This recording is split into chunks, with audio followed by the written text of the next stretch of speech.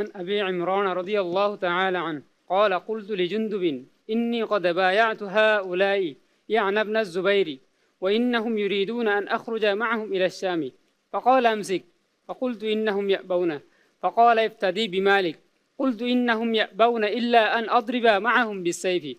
فقال جندب حدثني فلان أن رسول الله صلى الله عليه وسلم قال يجيء المقتول بقاتله يوم القيامة فيقول يا رب سل هذا فيما قتلني قال شعبة فأحسبه قال فيقول على ما قتلته فيقول قتلته على ملك فلان قال فقال جندب فاتقيها رواه الإمام الأحمد في مسنده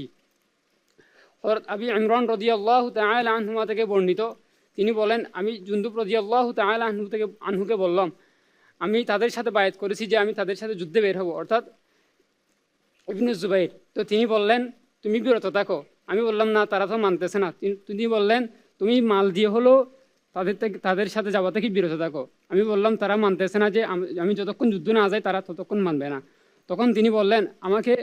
একজন ব্যক্তি রাসূলুল্লাহ সাল্লাল্লাহু আলাইহি ওয়াসাল্লাম থেকে হাদিস বর্ণনা করেছেন যে মাকতুল ব্যক্তি কাতিলকে নিয়ে কিয়ামতের দিন আল্লাহ তাআলার সামনে উপস্থিত হবে বলবে এ রব এই ব্যক্তি আমাকে কতল করেছে আপনি তাকে জিজ্ঞেস করুন সে কেন আমাকে কতল করেছে তখন সুহাবা বলবে